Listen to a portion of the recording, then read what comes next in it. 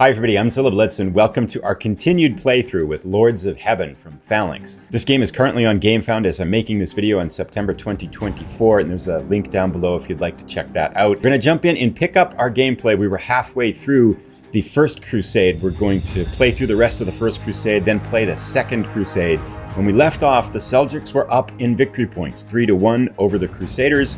See if they can hold on to their lead, but there is a lot of crusading left to do. Here's a quick look at the world as it ended at the end of our previous episode. We're shifting now into round 4 of the first Crusade, and each Crusade again can have anywhere from 6 to 8 rounds, so we're about 1/4 of the way through the game. This is not a long game. The game plays fast. Now, when we left off, the Seljuks had just beaten the Crusaders up here in Antiochia in the first Battle of Antiochia, taking a 3-1 victory point lead. As we slide into round 4, we're going to pick up the action. We're going to do this in a little bit of an accelerated fashion, not showing the details of each move that we did in the last episode, but kind of picking up the flow of gameplay and telling the story of what happens here. But before we do that, let's jump in and take a quick snapshot of the world state as it exists right now. On the southern half of the map, the Seljuks hold a dominating position. They own control of Tiris, which will give them 1 victory point at the end of each crusade. They control Jerusalem with some Crusader presence here. And Ascalon is quiet. The Seljuks should be able to gain control of Ascalon rather easily with the Crusaders not really putting up a fight for it. Let's take a look at the north now. The north is much more hotly contested here, with the Crusaders holding a strong position in Iconium, Tripoli completely uncontested, Antiochia with a large Seljuk presence, and they built a mosque, but Antiochia is in a political situation controlled by the Crusaders. This may change soon, one would think, as the Seljuks hoping to kind of put more pressure here.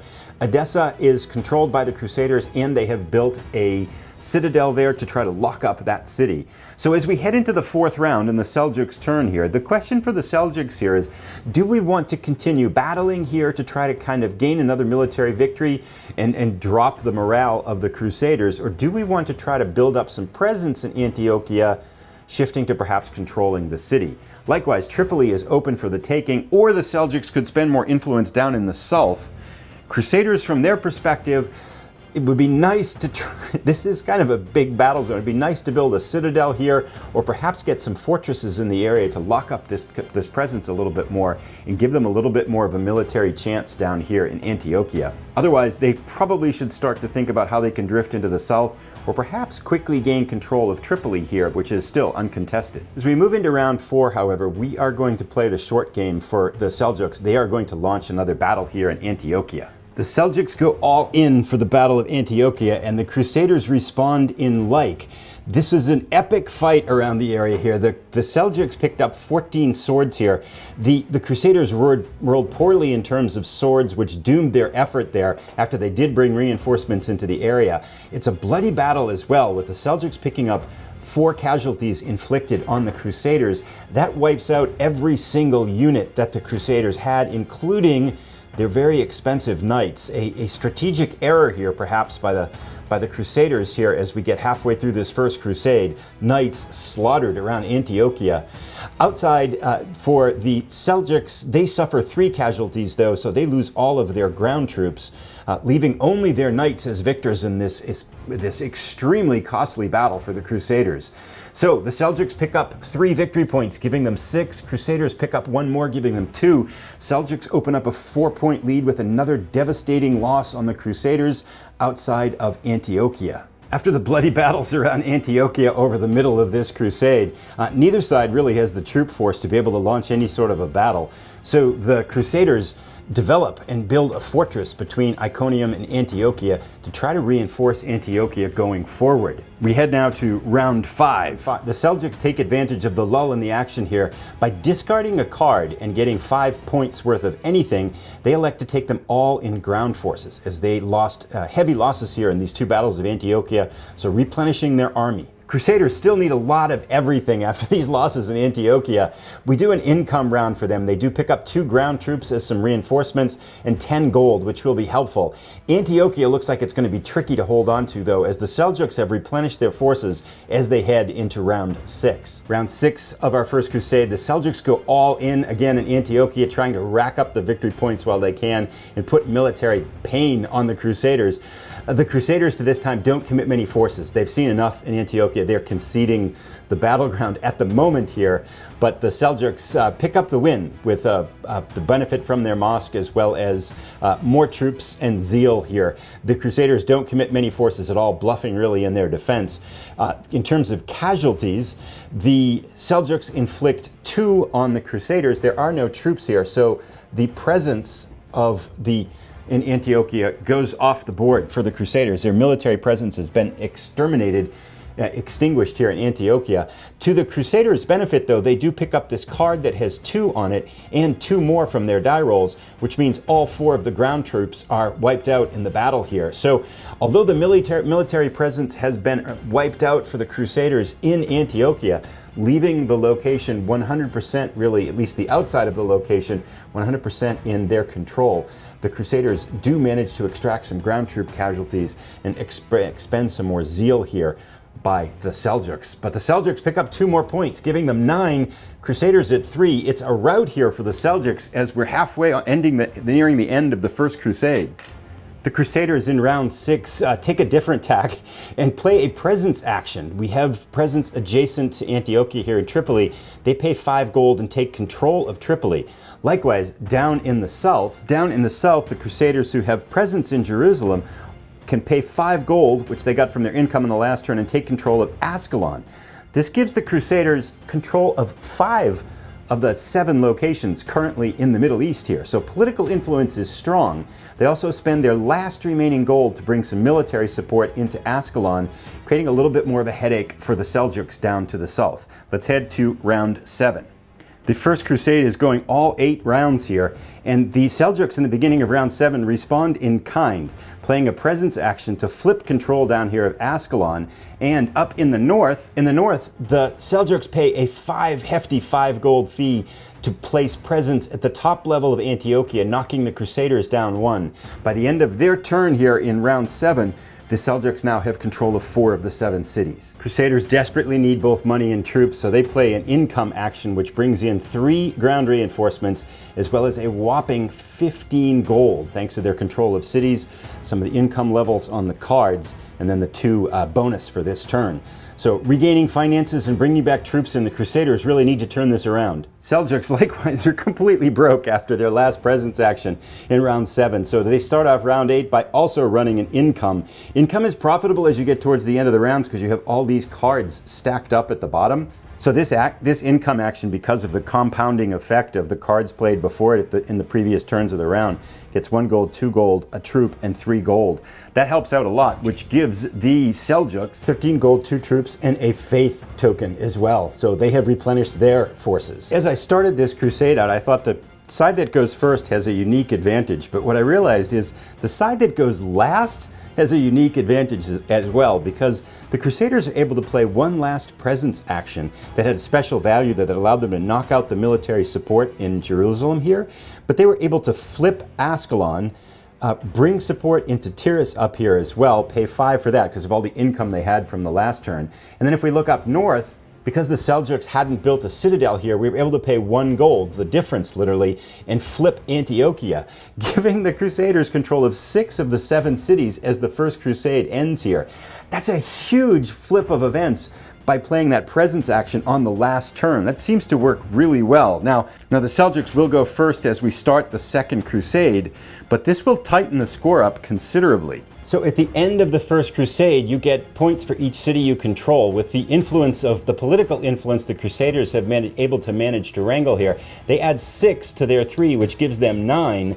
The Seljuks still control Jerusalem, which tightens the game up considerably thanks to the political machinations of the Crusaders. Military, the Seljuks here, putting on a strong performance on the battlefield, but politically, they got caught kind of blindsided there right at the end of the First Crusade. So it's a game here as we go into the Second Crusade. So at the end of the First Crusade, in addition to counting the victory points, we clear out all these columns. So development costs and presence costs and income benefits and movement benefits all get cleaned out and get tossed into the discard pile. Each side also gets 2 fresh cards, and in addition to the 4 they had, and now they're going to whittle down to 4 cards. So we'll do that for both the Seljuks and the Crusaders. Lastly, we add in Aleppo and Damascus to the action here, and they are uncontrolled locations at the beginning of the Second Crusade. We're going to reshuffle the turn deck, and the Seljuks will start us off.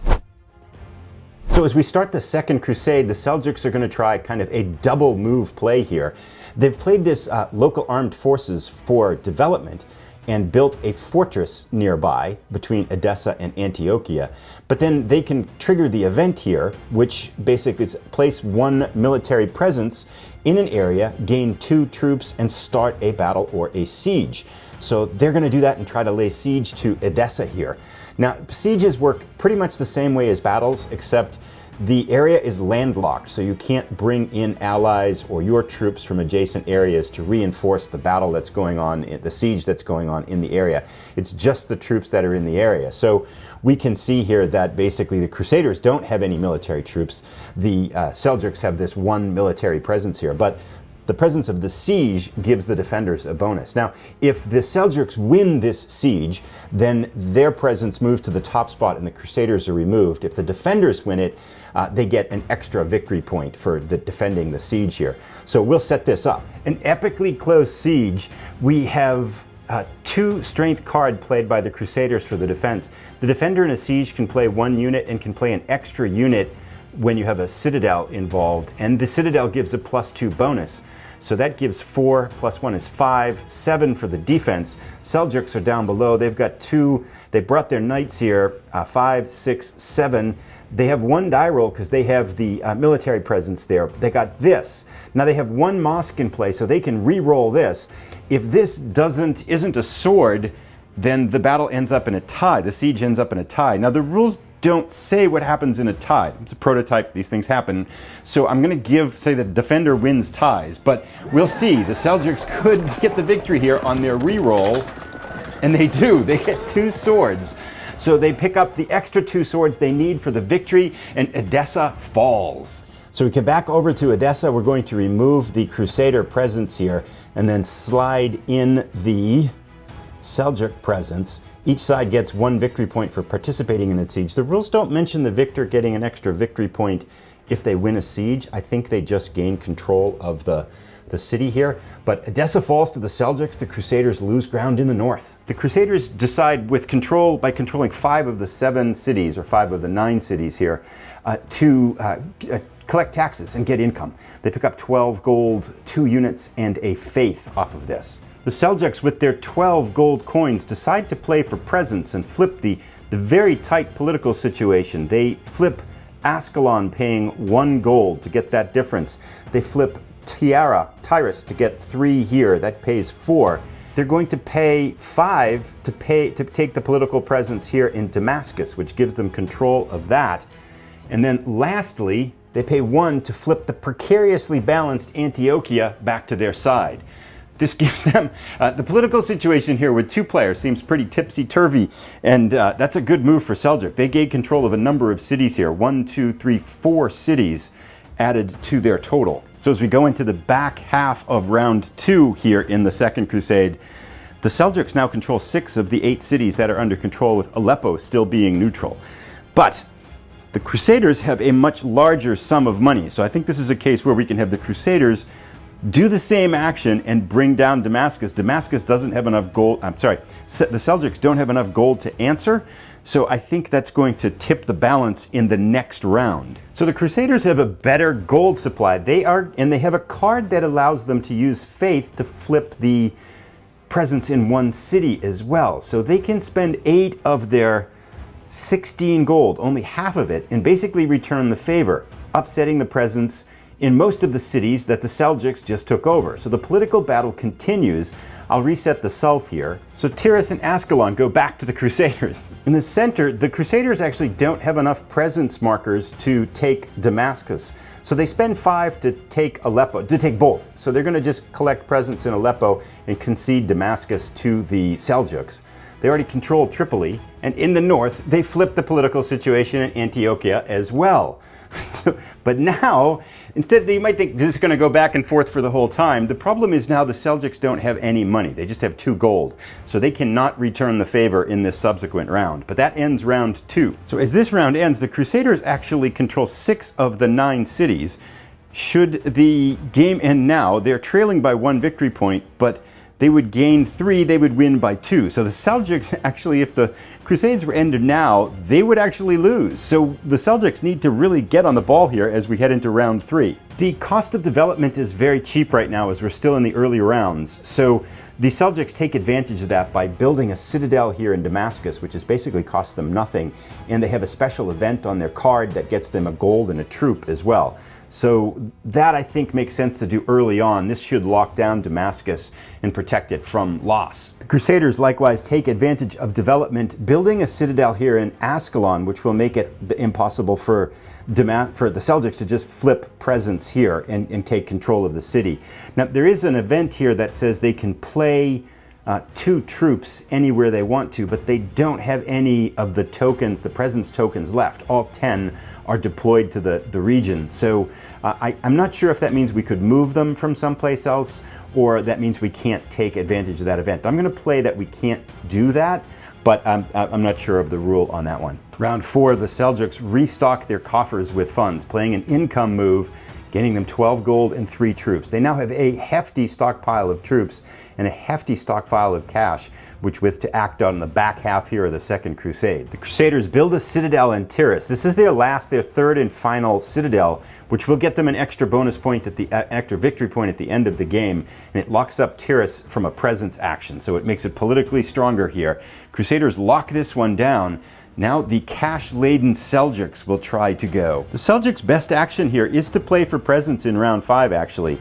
And they have a good card that's going to help them here, too. So they pay 1 gold to play the presence action, but then they're going to immediately do this Monks action, which is to remove up to 2 of your military presence and gain 2 faith for each removed military presence. So they can remove 2 military presence in Antiochia. They can then pay 11 gold to flip the Aleppo, Tripoli, and Antiochia to their side. This wrests control of all 3 cities from the Crusaders. The Crusaders play for income because they want to try to flip this presence on the last turn again.